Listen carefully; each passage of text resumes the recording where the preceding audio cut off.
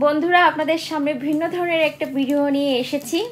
এখন বিকেল বাজে 5টা আর দেখুন আমার হাজবেন্ডের কাণ্ড। এটা সে প্রতিনিয়ত করে থাকে, কিন্তু সে আগের থেকে একটু চেঞ্জ হয়েছে। এখন নিজের কথা নিজে ভাবতে শিখেছে বেশি।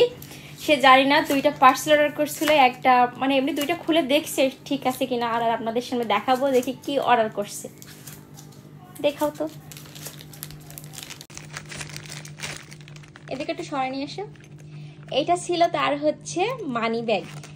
এটার প্রাইস নিয়েছে 900 টাকা।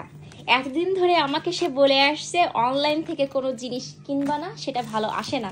কিন্তু আমি নিজে ভেবে পারছি না, এর চেনটা দেখে মনে হচ্ছে সে পুরাই টাকা লস খেয়েছে। 900 টাকার ব্যাগ এটা হতে পারে না, কারণ এর জিনিস। এরপরে আরেকটা জিনিস অর্ডার করেছি, সেটা কি এটা আমি দেখি নাই, দেখবো তার সাথে সাথে। দেখে কি সেটা, এটা কি, এটা কত নিয়েছে? 400 টাকা পিতলের। যাই হোক, সে একটা ভালো কাজ করেছে, এই কাজটা আমার খুবই পছন্দ হয়েছে। ওং নমঃ শিবায়। এটা পিতলের আর এটা নিয়েছে 400 টাকা। কোন পেজ থেকে নিয়েছো ওটা? এই যে পেজের নাম হচ্ছে তোমার বৈদিক বিপণী। না, ওটা বৈদিক বিপণী পেজের নাম। এই পেজ থেকে নিয়েছো?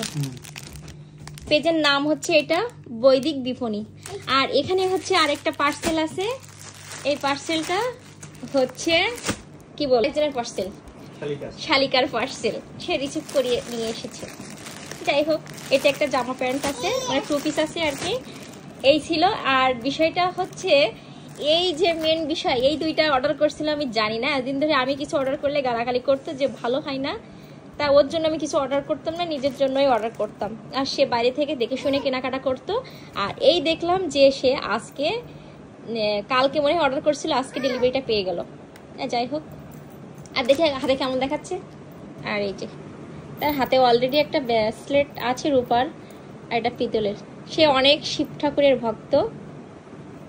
আর এই যে তার ফেসটা, কি তুই প্রোডাক্ট পেয়ে খুশি আছি অনেক। তুমি যে আমাকে কিছু জানাও নাই, সেটা আমি কোনো কিছু কিনলে যে বলতে কি ব্যাপার, এটা ভালো হয়নি, এটা কিনছো কেন, আমি ব্যবহার করব না, এখন কিছু বলো, কি হলো বলো।